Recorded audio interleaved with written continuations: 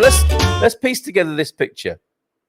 Shall we now, of deconfinement, you rascals, and to have a look at. I like George Branco's coverage. I think anyone who's been with us for a while will be aware of my appreciation and respect for George's reporting. George Branco, I'll put it on the screen now. Oh, look, there's a bit of Portuguese blue sky. That's better, isn't it? He produces a newsletter, which is Jorge Branco, Jorge with a J, and jorgebranco.substack.com.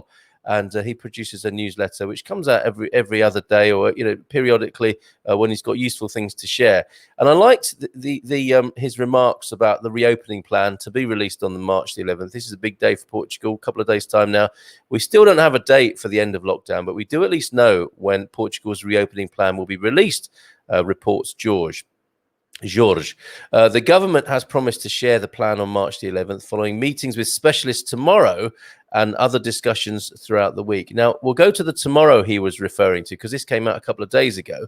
It's the Infomed meetings, of course, that the government have, along with all the notable officials and executives of government who are going to be releasing this plan. So we'll go to that in just a moment.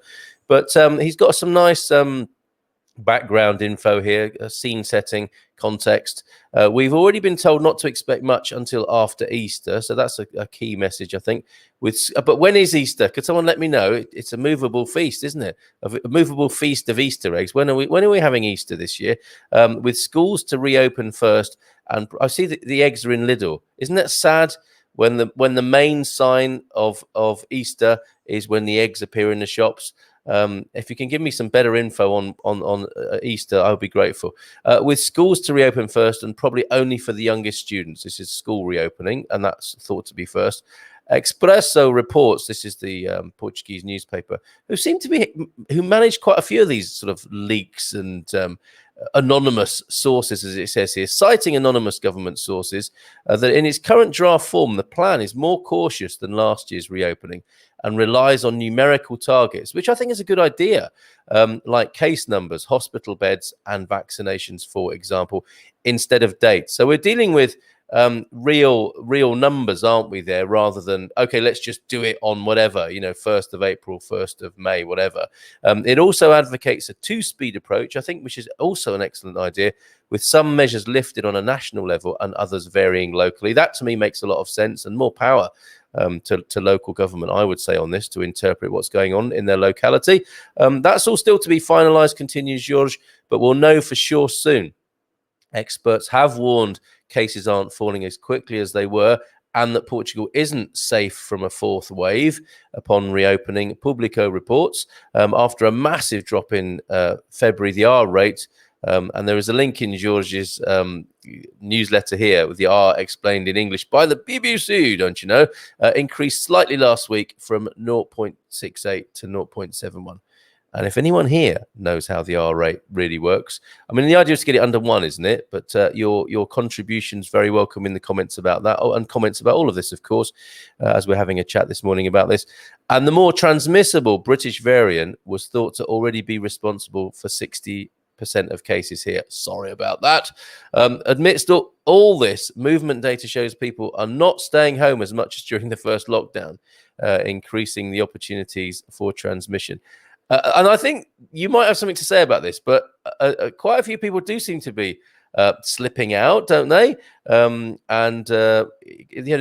quite an increase of people on the roads and out and about that seems to be noticeable.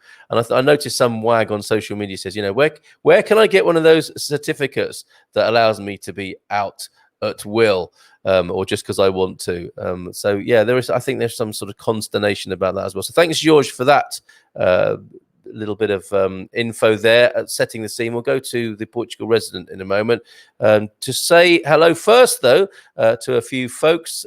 We need those cafes open for a desperate proper coffee for Gary there, and we all have our favorite cafes, don't we? Yeah, absolutely right. We can't wait to get back to them. Well said, Gary. Easter is the 4th of April, says Hannah Downing.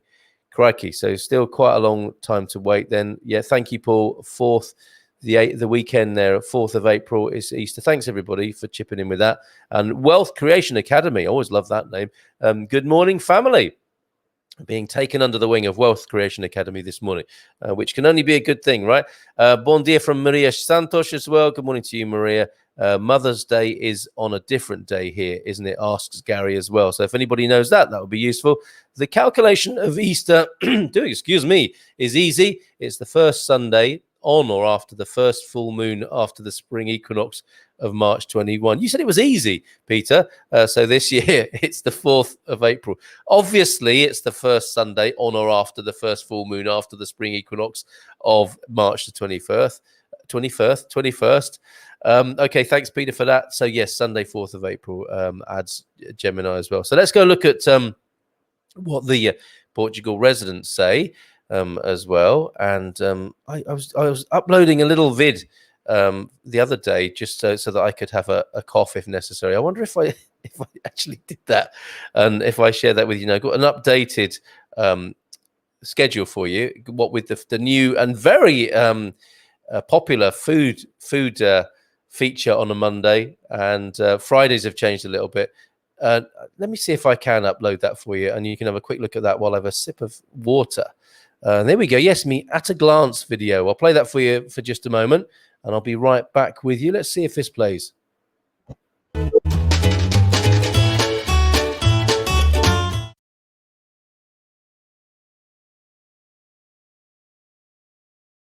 That didn't work at all, did it? It was the radio equivalent of dead air. It was dead screen for a minute there. Anyway, I can assure you it was really nice. And we'll come back to, I don't know what's going on this morning. So no green screen, and then there's a bit of a problem there in streaming video, but we won't let that affect us this morning. We'll go to the Portugal resident now and have a look at what they're saying in the countdown to Portugal's deconfinement. The experts speak. So let's bring that onto the screen now, and we'll see what other sources we can find, and maybe have a look at the news headlines as well to piece this together for you this morning. So here we go. Yeah, Portugal resident, and it's the experts. Watch out for those pop-up ads, everybody. That's as entertaining for some people as it is me reading out the countdown to Portugal's deconfinement. The experts speak as we write, and this is Natasha Don, my favorite writer and my favorite English reporting paper here in Portugal. As we write this text, the President of the Republic, government ministers and party leaders are meeting with experts at Infomed to hear Portugal's epidemiological situation. I think we've all learned how to say that now without having to think twice about it. Epidemiological situation ahead of Thursday's announcement of deconfinement. The news so far has been good. The country's RT, the transmission rate that we're talking about there, the R rate, remains the lowest in Europe. Isn't it amazing the difference that a few weeks can make? So it remains the lowest in Europe, albeit the downward tendency is decelerating. The over 80s are now no longer the largest age group in intensive care, and this has been attributed to the fact this age group is being protected in the first current phase of the vaccination rollout. The predominant age of people in intensive care these days are patients in their 60s. Okay. Today's meeting, and this was yesterday, will lay the basis for decisions to be taken by the president and indeed the government later this week. And of course, that key date, the 11th. Among interventions, says SIC Television News specialists will present proposals for the future, strategies that will help the government delineate the plan for deconfinement, which should be announced on Thursday.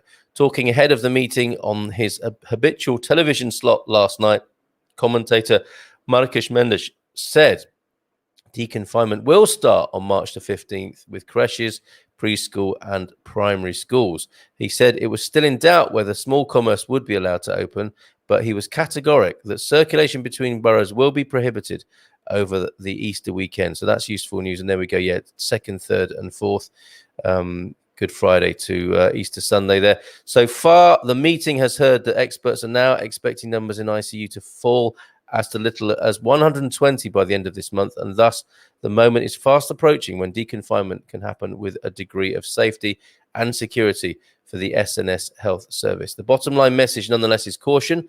The variants, particularly the British variant, which now accounts for 65% of cases in Portugal, remarkable, are still active. Warn epidemiologists, borders have still to be manned and increased with increased vigilance to ensure infected people do not pass through. And that was yesterday's lunchtime meeting yesterday. So I don't know. What do you think about this?